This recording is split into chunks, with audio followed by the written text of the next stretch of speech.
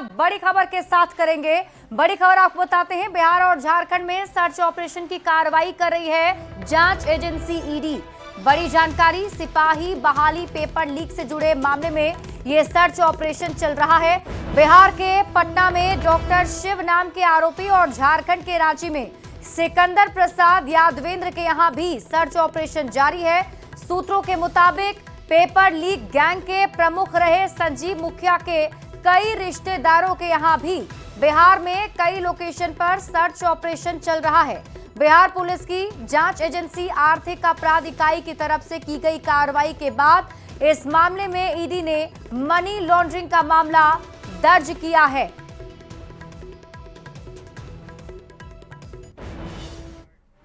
तो बीपीएससी परीक्षा प्रश्न पत्र लीक मामले में ईडी की टीम की छापेमारी चल रही है। नालंदा के नगर नौसा थाना क्षेत्र के गोसाई मठ और बलवा गांव में भी ईडी का सर्च अभियान चलाया जा रहा है। गोसाई मठ के संदीप कुमार और बलवा पर के संजीव मुखिया के बेटे डॉक्टर शिव के घर की तलाशी ली जा रही है। सुबह से ईडी की 2 टीम तलाशी अभियान चला रही है। हालांकि इस कार्रवाई के बाद गाँव के लोग कुछ भी बोलने से परहेज कर रहे हैं।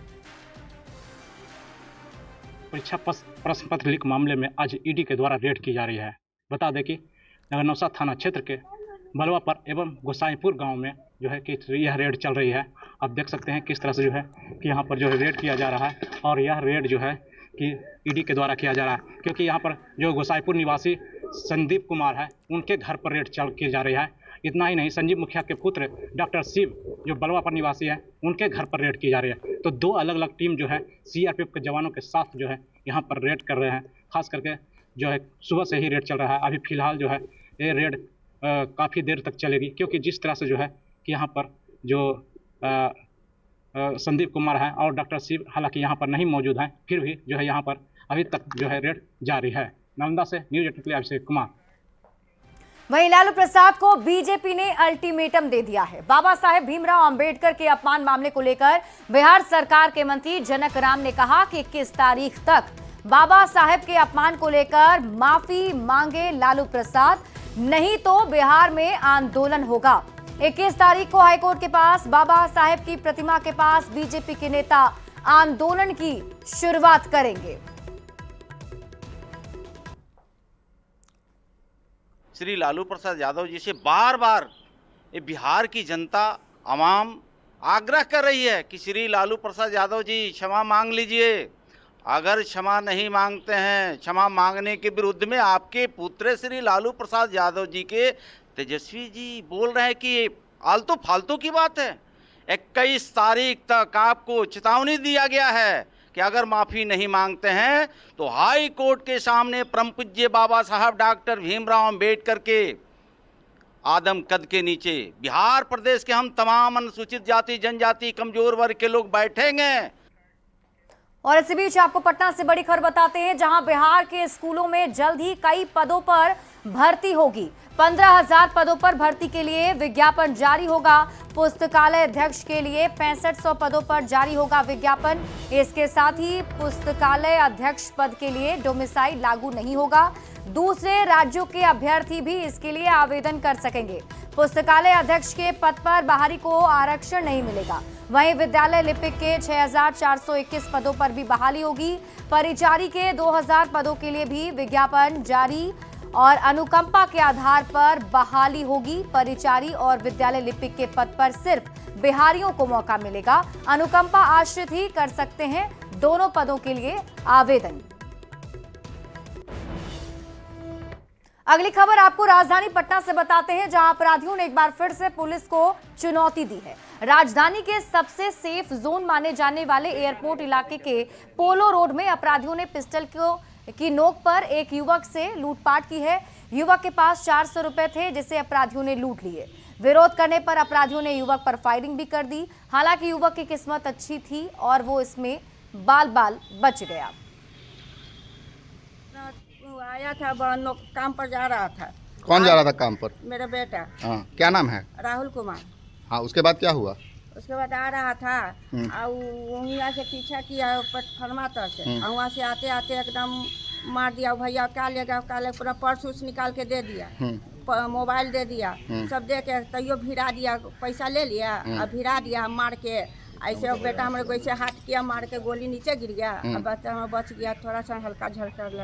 जी आज सुबह एक घटना की सूचना प्राप्त हुई। हवाई अड्डा थाना क्षेत्र में जो है एक व्यक्ति को पीछे से बाइक पे 2 व्यक्ति आए और उनके द्वारा लूटने की घटना सामने आई। इसी क्रम में उनके पास पिस्टल भी थी जो कि फायर हो गई, तो थोड़ा साइड में जाके वो लगी। थैंकफुली कोई हताहत नहीं हुई। उनको जो है खोज करने के लिए सब कैमरास को खंगाला जा रहा है, नाकाबंदी भी की गई है। राजधानी पटना में अपराधियों ने एक बार फिर से पुलिस को बड़ी चुनौती दी है। मामला सबसे सेफ माने जाने वाले एयरपोर्ट थाना क्षेत्र की है। पोलो रोड में अपराधियों ने राहुल नामक एक युवक से लूटपाट की घटना को अंजाम दिया और उसके बाद उस पर फायरिंग भी कर दी।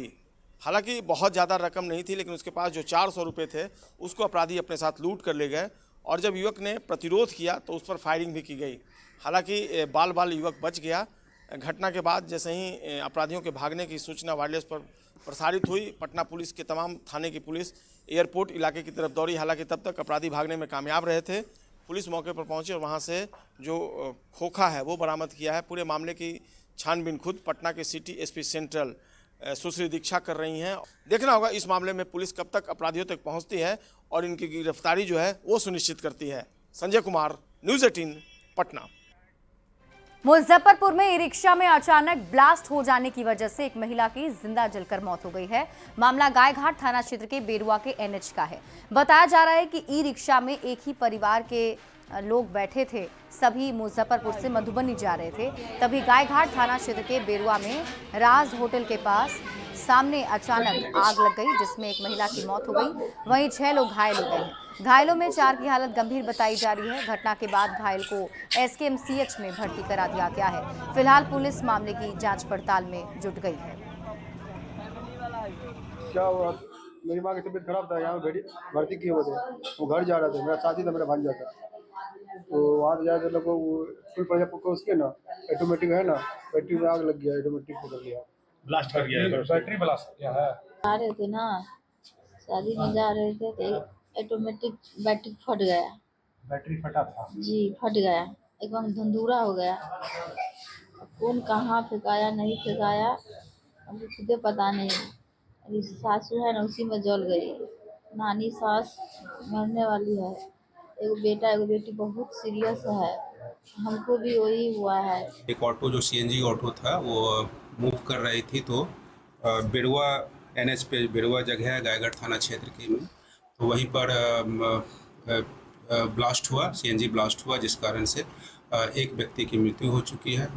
मुजफ्फरपुर के गायघाट इलाके में सुबह एक बड़ा हादसा हुआ है, जहां एक ई रिक्शा में अचानक आग लग गई है। ई रिक्शा में 7 लोग सवार थे, एक ही परिवार के 7 लोग सवार थे, जिसमें जलकर एक महिला की मौके पर मौत हो गई है। वहीं 5 से अधिक लोग जो हैं वह गंभीर रूप से घायल हो गए हैं। किसी को आंशिक कोई जख्मी हुआ है तो कोई गंभीर रूप से जख्मी हुआ है, जिन्हें अस्पताल में एसकेएमसीएच में भर्ती कराया गया है। तो गायघाट थाना क्षेत्र के बेरुआ में यह बड़ी घटना हुई है, जहां एक ई रिक्शा में अचानक आग लग गई है और बताया जा रहा है कि ई रिक्शा में एक ही परिवार के सभी लोग थे। ड्राइवर भी जो था उसी परिवार का था और सभी लोग मुजफ्फरपुर से मधुबनी की तरफ जा रहे थे। इसी दौरान जो है बेरुआ में अचानक ई रिक्शा में आग लग गई, जिसमें 50 वर्षीय महिला कमरुल खातून की झुलसकर मौके पर मौत हो गई है। वहीं कई लोग परिवार के जो है वह जख्मी है, जिन्हें अस्पताल में भर्ती कराया गया है। तो बेरुआ में यह बड़ी घटना हुई है और इस मामले की जांच में पुलिस जुट गई है। मौके पर पुलिस जो है वह घटनास्थल पर पहुंची है, जांच कर रही है कि आखिर यह हादसा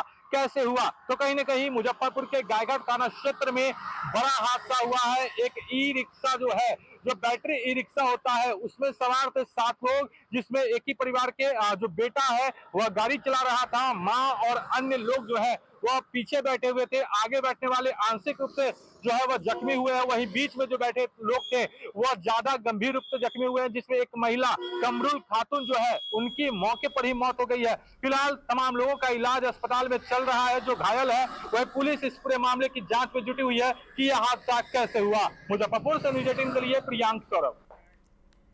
और छपरा से आपको इस वक्त की बड़ी खबर बताते हैं, जहां शराब तस्करों पर बड़ी कार्रवाई करते हुए पुलिस ने एक ट्रक से शराब की खेप बरामद की है। तस्करों ने बड़ी चालाकी से शराब को जूस के पैकेट के नीचे छिपाया था ताकि जांच में बचा जा सके। लेकिन उत्पाद की टीम ने कार्रवाई करते हुए खेप को जब्त कर ट्रक ड्राइवर को गिरफ्तार कर लिया है, जो राजस्थान के बाड़मेर का रहने वाला है। ड्राइवर ने बताया कि शराब उसे पंजाब से सुपुर्द की गई थी, जिसे बिहार पहुंचाना था। प्राप्त हुई थी कि एक शराब की बड़ी खेप जो है इस सारण जिले से गुजरने वाली है। हमारी टीम जो है एकमा रोड पे लगाई गई।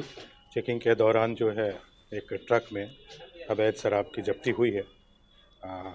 पूरा ट्रक में साइड में जो है अंडे के कार्टन जो थे वो लगे हुए हैं और फ्रूट जूस भी लगाया हुआ था कि प्रधानमंत्री नरेंद्र मोदी कल एक बार फिर बिहार दौरे पर आ रहे हैं और इस साल पीएम मोदी का ये चौथा दौरा है, जबकि लोकसभा चुनाव के बाद पीएम मोदी का ये छठा दौरा होगा। सिवान के जसौली में कल पीएम मोदी की ऐतिहासिक सभा होने जा रही है और इस जनसभा के मंच से पीएम मोदी पूरे सारण को साधने की कोशिश भी करेंगे। कल पीएम मोदी एक बार फिर बिहार को बड़ी सौगात देंगे। करीब 10,000 करोड़ से ज्यादा की योजनाओं की सौगात बिहार को प्रधानमंत्री देने वाले हैं, जिसमें 3,132 करोड़ की योजनाओं का शिलान्यास और 2,229 करोड़ की योजनाओं का उद्घाटन शामिल है। इसके साथ ही पीएम मोदी कल पीएम आवास योजना के तहत 51,000 लाभुकों को पहली किस्त भी देंगे, जबकि 6,684 लाभुकों को नए घर में गृह प्रवेश कराएंगे।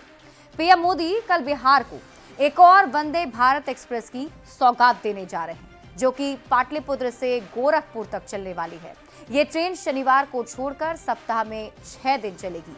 तो बड़ी सौगात प्रधानमंत्री नरेंद्र मोदी देने वाले हैं बिहार को।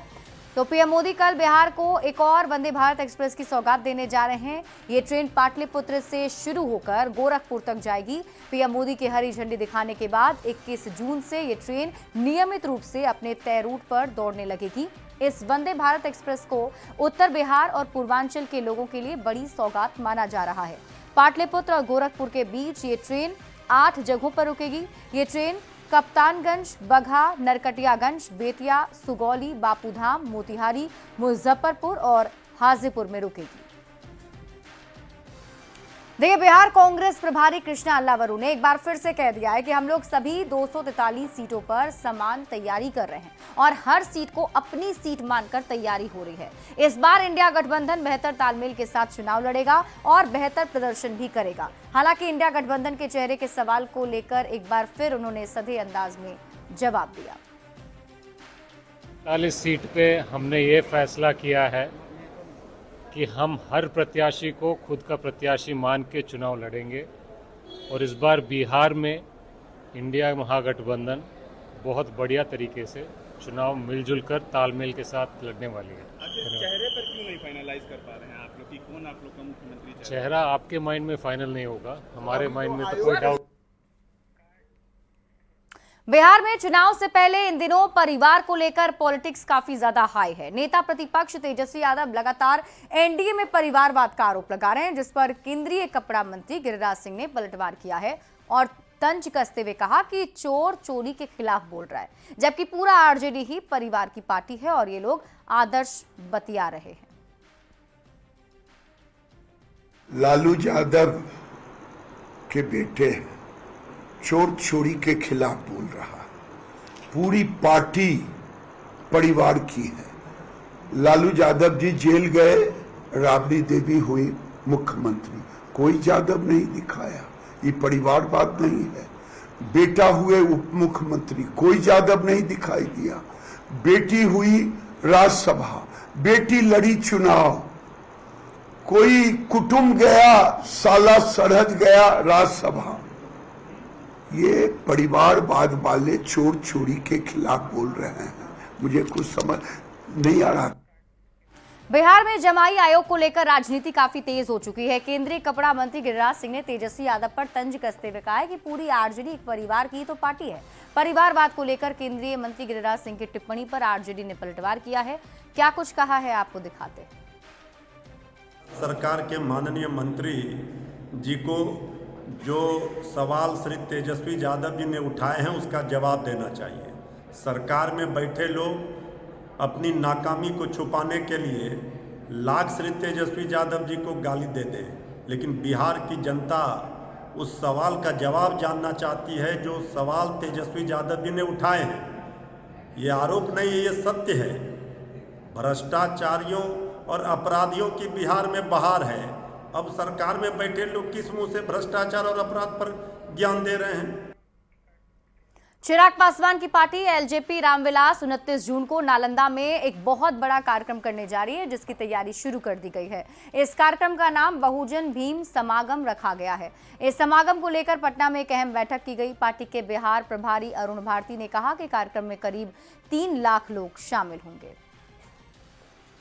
जरूरी है कि हम लोग जो नालंदा में कार्यक्रम करने जा रहे हैं, इसमें बिहार में जितने भी बहुजन, जितने भी अति पिछड़े, वंचित, और मैं सिर्फ बहुजन पिछड़े अति पिछड़े की ही बात नहीं कर रहा हूँ, मैं सर्वमान वर्ग से भी ऐसे लोग जिनको अवसर से वंचित रह जाते हैं, उन सभी को साथ में लेकर के चिराग पासवान जी के नेतृत्व में, जहाँ पर महिलाएं भी होंगी, किसान भी होंगे, बुद्धिजीवी भी होंगे, और चिराग पासवान जी के नेतृत्व में सबको आगे लेकर के एक प्रधानमंत्री जी का जो 2047 का जो विज़न है, उसको हम कैसे साकार कर सकते हैं, कैसे इस विज़न में बहुजन समाज के लोग, दलित समाज के लोग, अति पिछड़े समाज के लोग अपनी तरफ से अपना योगदान करें, ये सारा का सारा ये इसी की कवायद है। बिहार की पुलिस अब और हाईटेक हो गई है। अपराधियों पर नकेल कसने और त्वरित कार्रवाई के लिए पुलिस को एक और नया हथियार मिल गया है। मुख्यमंत्री नीतीश कुमार ने बिहार पुलिस को 520 4 व्हीलर और 98 बाइक की सौगात दी है। पटना में सीमावास पर एक अणे मार्ग में आयोजित कार्यक्रम में नीतीश कुमार ने हरी झंडी दिखाई। इस मौके पर दोनों डिप्टी सीएम भी मौजूद रहे। सीएम की हरी झंडी दिखाने के साथ ही ये गाड़ियां अपने अपने जिले के लिए रवाना हो गई है। गाड़ियों को रवाना करने से पहले सीएम ने इन गाड़ियों का निरीक्षण भी किया। पूर्णिया एसपी रहे कार्तिकेय शर्मा ने ट्रांसफर के बाद पटना एसएसपी का पदभार संभाल लिया है। कार्तिकेय शर्मा ने कहा कि आम जनता में सुरक्षा की भावना पैदा करना उनकी प्राथमिकता होगी। उन्होंने ये भी कहा कि क्राइम डिटेक्शन की जगह क्राइम कंट्रोल करना ज्यादा पसंद करते हैं। कार्तिकेय शर्मा ने कहा कि पुलिस और पब्लिक के बीच बेहतर संबंध कायम करना वो चाहते हैं।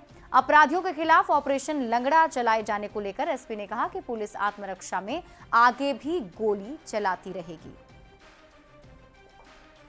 देखिए, अपराध अगर होते हैं तो अपराध से निपटने के भी हम लोग को विधि सम्मत तरीके दिए गए हैं, और उन सब तरीकों का इस्तेमाल करके अपराध की रोकथाम की जाएगी और अपराधियों की जो उनकी जगह है वहाँ दिलाई जाएगी। हाल ही में देखा गया है कि पक्षार्थ हेतु या कोई अगर सीरियस चीज़ें हो जाएं, उसमें पुलिस को अलाउड है वो गोली चलाना। अगर ज़रूरत पड़ेगी पुलिस अपने विवेक अनुसार इस पर कार्रवाई करेगी। खबर आपको भागलपुर से बताते हैं, जहां आम लोगों की सुरक्षा में 24 घंटे तत्पर रहने वाले पुलिस जवान की स्थिति बदहाल है। एक तरफ बिहार में थानों की स्थिति बेहतर करने को लेकर नए भवन का निर्माण कराया जा रहा है, तो दूसरी तरफ शहर के प्रमुख थानों में एक मुजाहिदपुर थाने के बैरक के हालात बदतर हैं। बारिश होने पर करकट की छत से पानी टपकता है। लगातार सांप बिच्छू के आने से जवानों को खतरा बना रहता है। जायजा लिया है न्यूज़ 18 संवाददाता आशीष रंजन ने। को सुरक्षित रखने को लेकर पुलिस के जवान 24 घंटे ड्यूटी करते हैं, लेकिन उनका क्या हाल है आज हम आपको दिखाते हैं। अभी हम हैं मुजाहिदपुर थाना के जो है बैरक में, और यहाँ का हाल आप देख लीजिए। दीवार पूरी टूटी हुई है, शेड जो है ये करकट का बना हुआ है, और अभी बरसात जो है लगातार यहाँ पर पानी चू रहा है, और किसी तरह से यहाँ पर जो जवान जो है मुश्किल में जो है जीवन काट रहे हैं। वहीं कई सालों से जो है इसका यही हाल है, और पानी भी लगता है, और छत से थोड़ा थोड़ा बेड पर पानी भी टपकता है, और कभी कभार उस सांप भी नजर आता है। जब बरसात बढ़ता है, पानी होती है, तो सांप भी बैरक में आ जाता है। कभी क्या लगता है घर में जो रहते होंगे आप लोग, इस हाल में कभी जिंदगी में रहे हैं? क्या करें, अब नौकरी है तो करना पड़ेगा, मजबूरी है हम लोग को भी, और समय से ड्यूटी निकलना रहता है, सब कुछ रहता है, परेशानी थोड़ा मोड़ा होता है। नींद आती है? अब करना पड़ता है, अब उससे तो सब एडजस्ट कर लेते हैं। क्या नाम हुआ? मेरा नाम है सौरभ। तो आप देख सकते हैं सौरभ जी हैं यहाँ पर। इन्होंने साफ तौर पर कहा कि परेशानी है, खुलकर कोई भी कुछ नहीं बोलना चाहते, क्योंकि वरीय अधिकारियों का इन लोगों को डर लगता है कि कहीं न कहीं कोई कार्रवाई ना हो जाए। लेकिन सबसे बड़ा सवाल है कि 24 घंटा आम लोगों की सेवा करने वाली पुलिस जो है खुद बेहाल है, और अभी तक जो है इसको देखने वाला कोई नहीं है। जबकि कई नए थानों के भवन का जो है निर्माण तो जरूर कराया गया, लेकिन भागलपुर जिले का मुजाहिदपुर थाने का ये बैरक जो है और पूरा थाना परिसर ही जर्जर हो चुका है, और कभी भी कोई बड़ी दुर्घटना हो सकती है। अब देखने वाली बात है कि कब इस पर पुलिस विभाग की नजर पड़ती है। आशीष रंजन, न्यूज 18, भागलपुर। पटना में कई ऐसे पर्यटन स्थल हैं जो अब उदासीनता के शिकार हो रहे हैं और उसमें पटना के मशहूर गोल घर का नाम भी शामिल है।